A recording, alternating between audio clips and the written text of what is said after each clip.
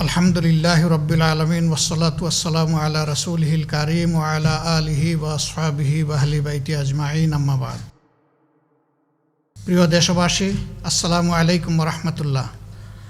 বিশ্ব মানচিত্রে স্বাধীন সার্বভৌম রাষ্ট্র হিসেবে বাংলাদেশের অভ্যুদয়ের 50 বর্ষপূর্তি সুযোগ পেয়ে আমি মহান আল্লাহ রাব্বুল আলামিনের দরবারে লাখো শুকরিয়া আদায় করছি।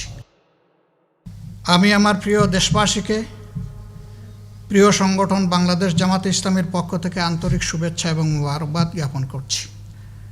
স্বাধীনতার 50 বর্ষপূর্তি এই মুহূর্তে আমি গভীর শ্রদ্ধার সাথে স্মরণ করছি আমাদের মহান স্বাধীনতা সংগ্রামের সকল বীর শহীদ এবং সম্মানিত বীর মুক্তিযোদ্ধাদের, যাদের বীরত্ব, দেশপ্রেম ও আত্মত্যাগের বিনিময়ে আমরা প্রিয় জন্মভূমির স্বাধীনতা অর্জন করেছি। বিশেষভাবে শ্রদ্ধার সাথে স্মরণ করছি স্বাধীন বাংলাদেশের স্থপতি জনাব শেখ মুজিবুর রহমান, শহীদ প্রেসিডেন্ট জিয়াউর রহমান, মৌলানা আব্দুল হামিদ খান ভাসানী এবং মুক্তিযুদ্ধের সর্বাধিনায়ক জেনারেল এমএজি উসমানীকে। আমি শ্রদ্ধার সাথে স্মরণ করছি বাংলাদেশ জামাতে ইসলামের সাবেক আমির, ভাষা সৈনিক অধ্যাপক গুলাম আজম, সাবেক আমিরে জামাত ও সাবেক মন্ত্রী মৌলানা মতিউর রহমান নিজামী, জামাতের সাবেক সেক্রেটারি জেনারেল ও সাবেক মন্ত্রী আলী আহসান মোহাম্মদ মুজাহিদ, মোহাম্মদ কামারুজ্জামান, আব্দুল কাদের মোল্লা, মীর কাশেম আলীকে, যারা ন্যায় ও ইনসাফের ভিত্তিতে বাংলাদেশকে একটি ইসলামী কল্যাণ রাষ্ট্র হিসাবে গড়ে তোলার জন্য নিরলসভাবে আজীবন প্রচেষ্টা চালিয়ে গেছেন। মহান আল্লাহ রাব্বুল আলামিন তাদের শাহাদতকে কবুল করুন। সেই সাথে স্মরণ করছি শায়খুল হাদিস হজরত মৌলানা একেএম ইউসুফ ও 5 বারের নির্বাচিত সাবেক এমপি হজরত মৌলানা আব্দুস সুবহান সহ যারা দীর্ঘদিন সরকারি নির্যাতনের শিকার হয়ে কারাগারেই ইন্তেকাল করেছেন। আমি আরও স্মরণ করছি অধ্যাপক একেএম নাজির আহমদকে, যিনি দীর্ঘদিন শারীরিক ও মানসিক নির্যাতনের শিকার হয়ে দুনিয়া থেকে বিদায় নিয়েছেন। আল্লাহ তাদেরকেও শহীদ হিসাবে কবুল করুন।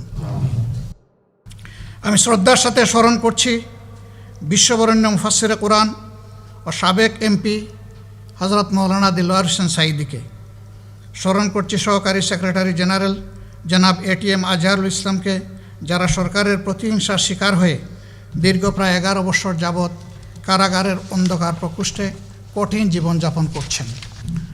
সারা দেশে জামাতে ইসলামী ছাত্র শিবির সহ বিরোধী দলের হাজার হাজার নেতাকর্মীর বিরুদ্ধে মিথ্যা মামলা দায়ের করে মাসের পর মাস জেলখানায় আটকে রাখা হয়েছে। বহু সংখ্যক নেতাকর্মীকে ক্রসফায়ার দিয়ে হত্যা করা হয়েছে। স্বাধীনতার 50 বছর পূর্তিতে জামাতের শীর্ষ নেতৃবৃন্দ সহ বিরোধী দলের সকল নেতাকর্মীদের মুক্তি দেওয়ার জন্য আমি সংশ্লিষ্ট কর্তৃপক্ষের প্রতি আহ্বান জানাচ্ছি। প্রিয় দেশবাসী, মহান মুক্তিযুদ্ধের অন্যতম লক্ষ্য ছিল গণতন্ত্র, আইনের শাসন, মানবাধিকার, বাক স্বাধীনতা, বেঁচে থাকার অধিকার এবং অর্থনৈতিক মুক্তি। জনগণের প্রত্যাশা ছিল তারা তাদের মৌলিক অধিকারের নিশ্চয়তা পাবে, নিজের পছন্দ অনুযায়ী ভোটাধিকার প্রয়োগ করবে, ইজ্জত এবং সম্মান নিয়ে বেঁচে থাকার গ্যারান্টি পাবে, সভা সমাবেশ, চলাফেরা ও কথা বলার অধিকার পাবে। দুঃখের বিষয়, আমরা সব কিছুই আজ হারাতে বসেছি। গেল 50 বছরে বাংলাদেশ যা কিছু অর্জন করেছে আমি তা সংক্ষেপে আপনাদের সামনে তুলে ধরছি। একথা অনস্বীকার্য যে বিগত 50 বছরে বাংলাদেশ অনেক কিছু অর্জন করেছে। আমরা পেয়েছি একটি স্বাধীন রাষ্ট্র, একটি মূল্যবান পতাকা। আমাদের সেনাবাহিনী, বিজিবি, পুলিশ বাহিনী সারা বিশ্বে দেশের সুনাম এবং মর্যাদা প্রতিষ্ঠিত করেছে। জনগণের অক্লান্ত পরিশ্রম ও প্রচেষ্টায় শিল্প, ব্যবসা, বাণিজ্য, ব্যাংক, বিমা, অর্থনীতি কর্মকাণ্ডে সমৃদ্ধি অর্জিত হয়েছে। প্রবাসীদের পাঠানো অর্থ দেশের অর্থনীতিতে ব্যাপক গতি সঞ্চার করেছে। মালিক ও শ্রমিকদের অক্লান্ত পরিশ্রমে গার্মেন্টস শিল্প অর্থনীতির প্রধান উৎসে পরিণত হয়েছে। কৃষি এবং গ্রামীণ অর্থনীতির উন্নয়ন দেশের অর্থনীতিতে গতি সঞ্চার করেছে। সম্মানিত দেশবাসী, এত কিছু সত্ত্বেও আমরা বেশ কিছু ঝুঁকিপূর্ণ অবস্থানে এসে দাঁড়িয়েছি। রাজনৈতিক অধিকারের অনিশ্চয়তা, উল্লেখিত অর্জনগুলোর পাশাপাশি 50 বর্ষপূর্তির শুভলগ্নে আমরা আমাদের অবস্থানের নির্মোহ বিশ্লেষণ করলে দেখতে পাই অর্ধ শতাব্দীর দীর্ঘ রাজনৈতিক পথ পরিক্রমায় বাংলাদেশ একটি অধিকার হারা জাতিতে পরিণত হয়েছে। রাষ্ট্রের প্রতিটি নাগরিকের জীবনের নিরাপত্তা নিশ্চিত করার দায়িত্ব সরকারের। বর্তমান সরকার সে দায়িত্ব পালনে সম্পূর্ণ ব্যর্থ হয়েছে। স্বাধীনভাবে মত প্রকাশের সুযোগ নেই। মিছিল সমাবেশ সহ সকল রাজনৈতিক কর্মসূচি কার্যত নিষিদ্ধ। নির্বাচন ব্যবস্থা ধ্বংস। আজ বাংলাদেশে নির্বাচনের কোনো পরিবেশ নেই। নির্বাচন ব্যবস্থাকে ধ্বংস করে দেওয়া হয়েছে। নির্বাচনের প্রতি মানুষের আর কোনো আগ্রহ নেই। গণতন্ত্রের জন্য এটি অত্যন্ত অশনি সংকেত। বিভেদ এবং অনৈক্য। বিগত 50 বছরেও জাতীয় ঐক্য গড়ে ওঠেনি। প্রতিহিংসা, ঈর্ষা, পরস্পরকে দোষারোপ, নির্মূল, উৎখাত ও উচ্ছেদের রাজনীতি জাতিকে বিভক্ত করে রেখেছে। শিক্ষা। বিগত 50 বছরেও জাতীয় আদর্শ ও আপামর জনগণের বিশ্বাস এবং চেতনার ভিত্তিতে কোনো শিক্ষা ব্যবস্থা গড়ে ওঠেনি। প্রাথমিক ও মাধ্যমিক শিক্ষা ব্যবস্থায় ধর্মীয় নৈতিক শিক্ষার পরিবর্তে আদর্শহীন শিক্ষা প্রদান করা হচ্ছে। ফলে আমাদের ভবিষ্যৎ প্রজন্ম জীবনের উষালগ্নেই নৈতিকতাবোধ অর্জনের সুযোগ থেকে বঞ্চিত হচ্ছে। দেশের বিশ্ববিদ্যালয়গুলোকে রাজনৈতিক ক্যাডার বাহিনীর বিচরণ ক্ষেত্র বানানো হয়েছে। শিক্ষা গবেষণার পরিবর্তে বিশ্ববিদ্যালয়গুলো আজ সরকারি দলের ক্যাডারদের টর্চার সেলে পরিণত হয়েছে। ডিজিটাল নিরাপত্তা আইন, যে দেশের বীর সন্তানেরা ভাষার মর্যাদা রক্ষার জন্যে, ভাষা আন্দোলন এবং জাতির মর্যাদা ও অধিকার রক্ষার জন্যে মহান মুক্তিযুদ্ধে ঝাঁপিয়ে পড়েছিল, সে দেশে স্বাধীন মত প্রকাশ ও কণ্ঠ রোধ করার জন্য বারবার অপচেষ্টা চালানো হয়েছে। এই আইন তার অন্যতম নজির। সম্পাদক পরিষদ, সাংবাদিক নেতৃবৃন্দ, সকল বিরোধী দল, বুদ্ধিজীবী সহ বিভিন্ন শ্রেণী পেশার মানুষ এই আইন পাশ না করার জন্য সরকারের প্রতি আহ্বান জানিয়েছিল। সকলের মতামত অগ্রাহ্য করে আইনটি পাশ করা হয়েছে।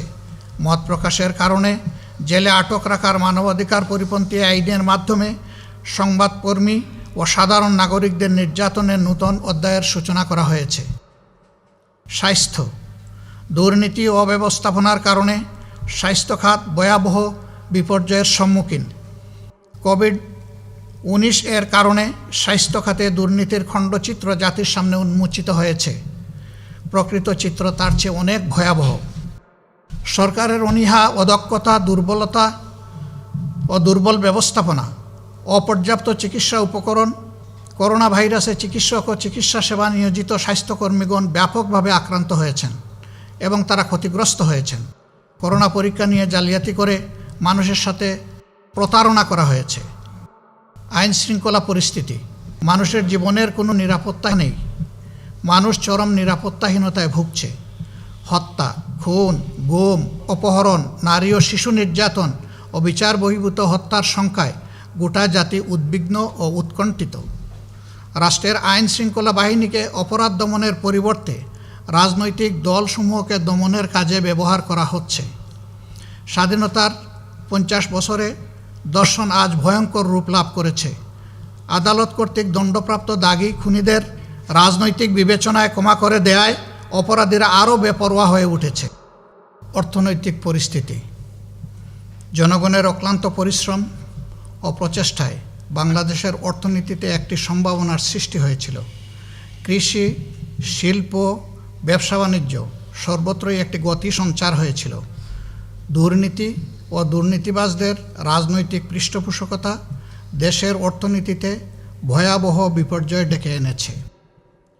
ব্যাংক ডাকাতি, শেয়ার বাজার লুট, ডেস্টিনি, হলমার্ক, ক্যাসিনো কেলেঙ্কারি ইত্যাদি অর্থনীতিতে কলঙ্কজনক ঘটনা হিসাবে চিহ্নিত হয়ে থাকবে। বিদেশে মুদ্রা পাচার দেশের অর্থনীতিকে পঙ্গু করে দিয়েছে। বাংলাদেশে মানুষের কষ্টে অর্জিত রিজার্ভ ফান্ডের টাকা চুরির ঘটনা কেন্দ্রীয় ব্যাংকের ইতিহাসে সবচেয়ে বড় দুর্নীতি, যা সারা বিশ্বে বাংলাদেশকে কলঙ্কিত করেছে। স্বাধীনতার 50 বর্ষপূর্তির সময় 180টি রাষ্ট্রের মধ্যে দুর্নীতিতে বাংলাদেশের অবস্থান 12তম। কৃষি ও গ্রামীণ অর্থনীতি। বাংলাদেশ কৃষিপ্রধান দেশ। আবহমান কাল থেকে কৃষি বাংলাদেশের অর্থনীতিতে গুরুত্বপূর্ণ ভূমিকা পালন করে আসছে। বাংলাদেশের পাটকে একসময় সোনালী আঁশ বলা হতো। পাট রপ্তানি করে বাংলাদেশ প্রচুর বৈদেশিক মুদ্রা অর্জন করত। সরকারি অবহেলা, অব্যবস্থাপনা ও দুর্নীতির ফলে সেই পাট শিল্প আজ ধ্বংসের দ্বার প্রান্তে। একে একে বন্ধ করে দেওয়া হয়েছে রাষ্ট্রায়ত্ত সকল পাটকল ও চিনিকল। বিচারাঙ্গন, গোটা বিচারাঙ্গনের অবস্থা অত্যন্ত নাজুক। সরকার তার ইচ্ছামতো আদালতকে ব্যবহার করতে চাচ্ছে। তার ব্যতিক্রম হলেই সরকারের রোষানলে পড়তে হচ্ছে বিচারকদেরকেও। নিম্ন আদালতগুলো আজ সরকারের আজ্ঞাবহ প্রতিষ্ঠানে পরিণত হয়েছে। বিনা বিচারে দিনের পর দিন কারাগারে বন্দি জীবনযাপন করছেন অনেক নিরীহ মানুষ। রাজনৈতিক বিষয়সমূহ আদালতে টেনে নিয়ে বিচারাঙ্গনকে বিতর্কিত ও প্রশ্নবিদ্ধ করা হয়েছে। স্বাধীন বিচার ব্যবস্থার কথা বলা হলেও বাস্তব চিত্র তার পুরোই উল্টা। অপসংস্কৃতির সয়লাভ। সংস্কৃতির নামে বিদেশি অপসংস্কৃতিকে জোরপূর্বক জাতির ঘাড়ে চাপানো হচ্ছে। বিদেশি সংস্কৃতি আমাদের যুব সমাজের চরিত্রকে ধ্বংস করে দিচ্ছে। সীমান্ত হত্যা। ভারত আমাদের প্রতিবেশী রাষ্ট্র হিসেবে বাংলাদেশের সাথে বন্ধুত্বপূর্ণ সম্পর্ক বজায় থাকাটা ছিল স্বাভাবিক। বিগত 50 বছরে ভারতের সাথে গুরুত্বপূর্ণ অনেক ইস্যুরই কোনো সমাধান হয়নি। ভারতীয় সীমান্তে প্রতিনিয়ত বাংলাদেশিদেরকে হত্যা করা হচ্ছে। জামাতে ইসলামের ভূমিকা। প্রিয় দেশবাসী, ভাই ও বোনেরা, আমাদের প্রিয় জন্মভূমি অপার সম্ভাবনার একটি দেশ। জামাতে ইসলামী এ দেশকে ন্যায় ও ইনসাফের ভিত্তিতে ক্ষুধা দারিদ্র্যমুক্ত একটি উন্নত সমৃদ্ধ ইসলামিক কল্যাণ রাষ্ট্র হিসেবে গড়ে তুলতে চায়। এ লক্ষ্যেই জামাতে ইসলামী কাজ করে যাচ্ছে। দেশের প্রতিটি ন্যায়সঙ্গত আন্দোলন, আইনের শাসন, ন্যায় বিচার ও মানবাধিকার প্রতিষ্ঠায়, সর্বোপরি জনগণের ভোটের অধিকার প্রতিষ্ঠায় নিয়মতান্ত্রিকভাবে ভূমিকা রেখে চলেছে। অবাধ নির্বাচনের লক্ষ্যে কেয়ারটেকার সরকার ব্যবস্থা। বাংলাদেশের বিদ্যমান নির্বাচন ব্যবস্থা সংস্কার করে অবাধ নির্বাচন নিশ্চিত করার জন্য সর্বপ্রথম জামাতে ইসলামী 1980 সালের মাঝামাঝি সময় কেয়ারটেকার সরকার ব্যবস্থার প্রস্তাব জাতির সামনে উপস্থাপন করে। কেয়ারটেকার সরকারের অধীনে 1991, 1996, 2001 সালে জাতীয় সংসদ নির্বাচন অনুষ্ঠিত হয়। ক্ষমতা দীর্ঘায়িত করার জন্যে 2011 সালে সরকার জনগণের মতামতকে অগ্রাহ্য করে কেয়ারটেকার সরকার ব্যবস্থা বাতিল করে দেয়।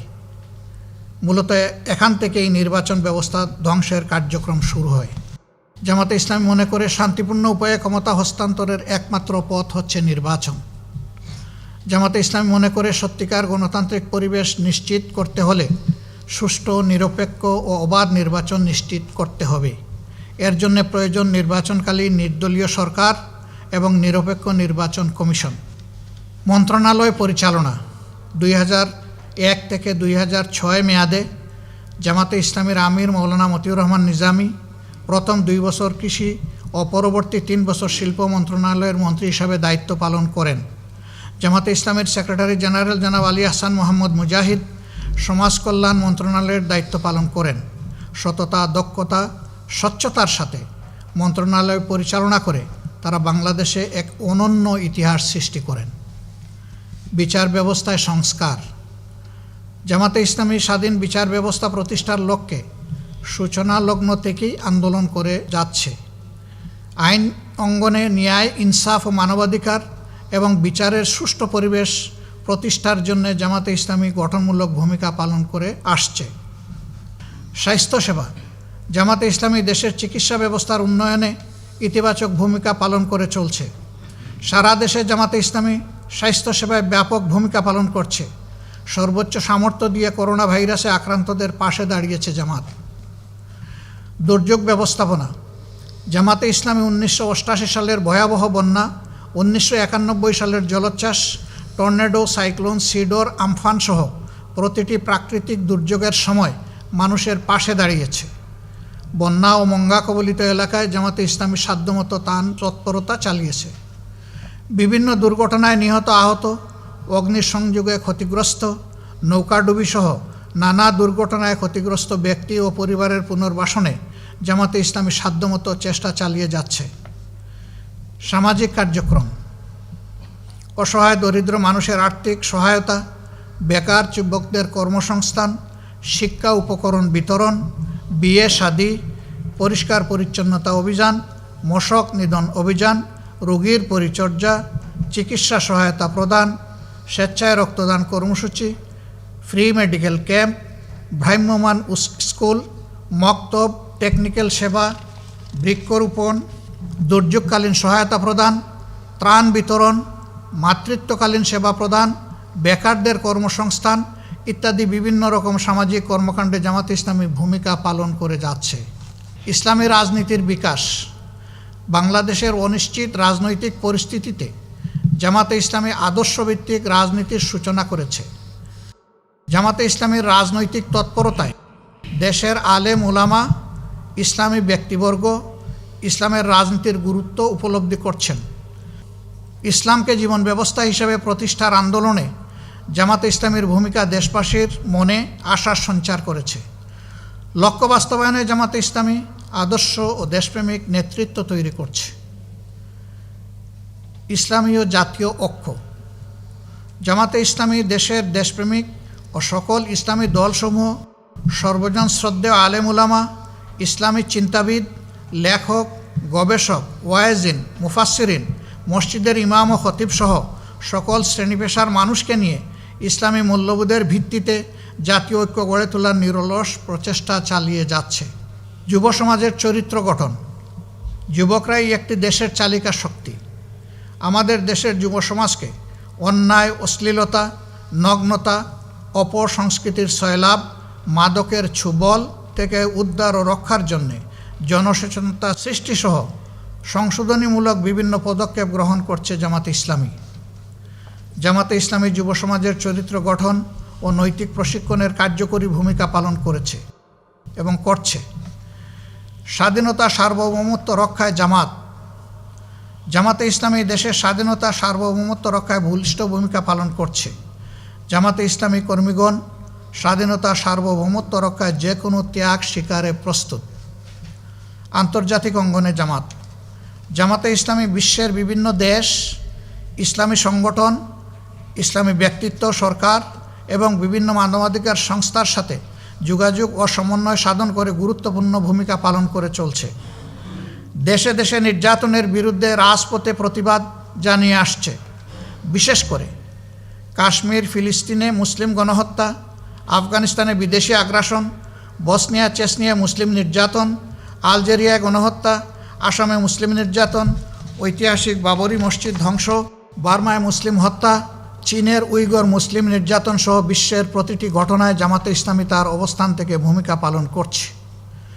বার্মা থেকে বিতাড়িত মজলুম রোহিঙ্গা মুসলমানদের পাশে দাঁড়িয়েছে জামাতে ইসলামী। অমুসলিমদের অধিকার। জামাতে ইসলামী অমুসলিমদের ধর্মীয় নাগরিক অধিকারের প্রতি গভীর শ্রদ্ধাশীল এবং তাদের অধিকার রক্ষায় সোচ্চার ভূমিকা পালন করে আসছে। অমুসলিমদের উপাসনালয় ও ভিন্ন ধর্মাবলম্বীদের বাড়িঘরে যাতে নিরাপদ থাকে সেই জন্য জামাতে ইসলামীর কর্মীগণ দেশের বিভিন্ন স্থানে বিশেষ বিশেষ সময়ে পাহারাদারের ভূমিকা পালন করেছেন। সন্ত্রাস ও জঙ্গিবাদের বিরুদ্ধে জামাতে ইসলামীর সূচনালগ্ন থেকেই সকল প্রকার সন্ত্রাস, নৈরাজ্য ও জঙ্গিবাদের বিরুদ্ধে ভূমিকা পালন করে আসছে। দেশ ও মানুষের কল্যাণে জামাতে ইসলামীর গঠনমূলক তৎপরতা আগামী দিনেও অব্যাহত থাকবে ইনশাআল্লাহ।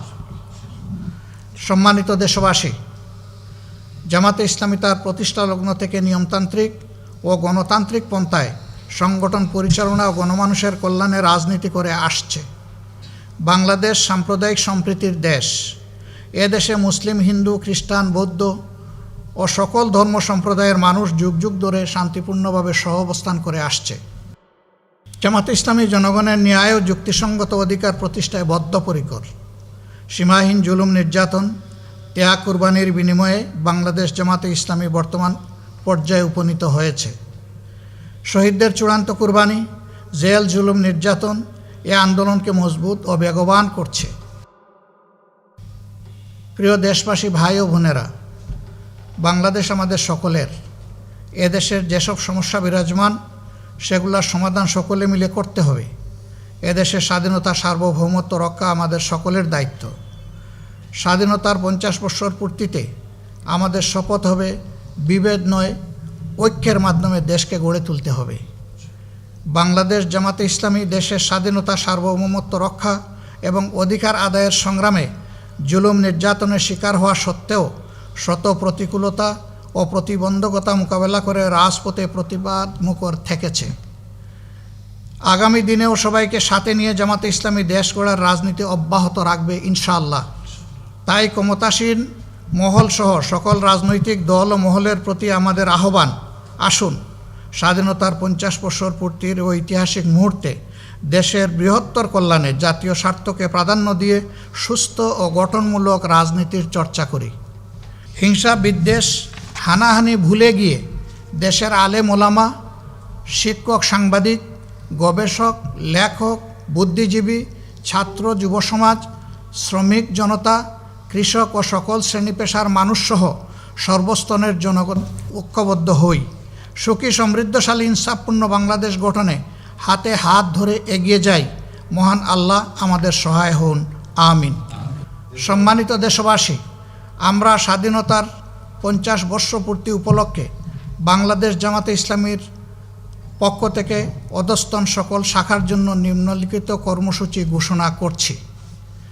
সংগঠনের সর্বস্তরে তৃণমূল পর্যায়ে মিছিল এবং র্যালি, 50 বছরের প্রত্যাশা প্রাপ্তি এবং দেশ গঠনে জামাতের ভূমিকা আলোচনা ও সেমিনারের মাধ্যমে জনগণের সামনে তুলে ধরা, স্মারক ও বুকলেট প্রকাশ করা, বীর মুক্তিযোদ্ধাদেরকে উপহার প্রদান এবং অসচ্ছল বীর মুক্তিযোদ্ধাদের গৃহ সংস্কার ও নির্মাণে সহযোগিতা প্রদান, অসচ্ছল বীর মুক্তিযোদ্ধাদের সহায়তা, সন্তানদের শিক্ষা উপকরণ প্রদান, মেধাবী ছাত্রছাত্রীদের সহায়তা, রোগীর সেবা, করোনায় মৃত্যুবরণকারীদের পরিবারকে আর্থিক সহায়তা, কন্যা দায়গ্রস্তদের বিয়ের ব্যবস্থা করা ও আত্মকর্মসংস্থানে সহযোগিতা প্রদান করা, অসহায় এতিম, পথ শিশু ও দরিদ্রদের মাঝে খাবার বিতরণ, ফ্রি মেডিকেল ক্যাম্প ও রক্তদান কর্মসূচি পালন করা, বছরব্যাপী রচনা, কেরাত, আজান, হাম, নাত ও দেশাত্মবোধক গান ইত্যাদি বিষয়ে প্রতিযোগিতার আয়োজন করা,